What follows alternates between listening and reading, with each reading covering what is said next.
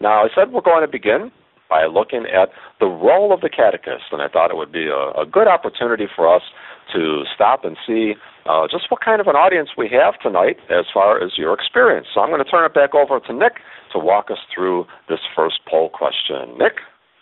Thank you, Joe. And ladies and gentlemen, as you can see, there is now a poll question box open on your screen with the question, what is your experience as a catechist?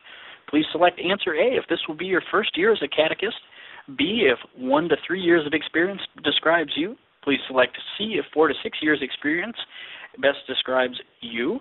And finally, please select D if you have 7+ years of experience as a catechist. Okay, thank you, Nick. And polls are open all around the world for this first poll question, so take your time to answer there, and we'll get back to Nick in a second to find out just who's out there. But in the meantime, I thought it would be good to look a little bit more about the role of the catechist. I think it's important for us to know, and I think you all realize this, that being a catechist is not exactly rocket science, but by the same token, not just any monkey can do what a catechist is called to do. What we're talking about here is the fact that some very special people are called to serve as catechists, and you have a vocation called by God, called by the church, and some special gifts. And after we look at the poll numbers from Nick, we're going to get back and look at just what are some of those qualities and skills that a catechist needs. So it looks like the polls are closing, and Nick has the results in. So, Nick? All right, thank you, Joe. It looks like our largest group tonight is 7+ years of experience, followed rather closely by 1 to 3 years of experience. We have a little bit of a drop-off, and then finally the first years in the 4 to 6 year group. So great mix tonight, Joe. Okay, that's great. So it's just more than a third of the folks participating tonight are either brand new or have only been at it for a few years. So it makes sense that you're taking the time to be with us tonight. And also the folks who have that experience, thank you for joining us, because we appreciate your wisdom and also the inspiration you give us that you can never teach too long to still be learning. And so that's a great role modeling that you're giving for the rest of us. So continuing on with the notion of the role of the catechist, I'd really like to stress the idea that being a catechist is so much more than simply volunteerism.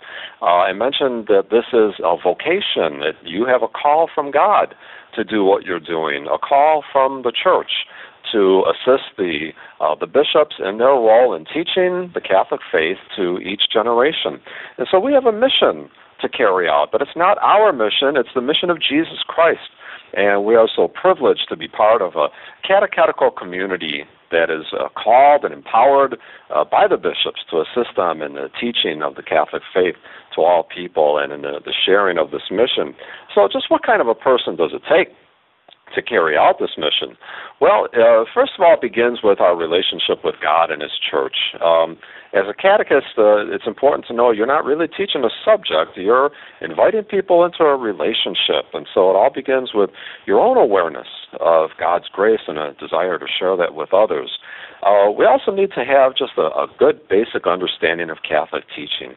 You know, you don't have to be a walking encyclopedia of Catholic doctrine, or you don't have to have the catechism of the Catholic Church memorized, but simply to have a good knowledge of church teaching and a commitment to continue learning about that teaching.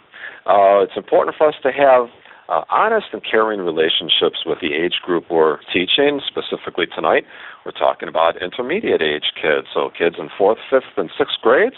It would help a lot if we get along well with that age group and that we know how to relate to them and to talk to them and to listen to them.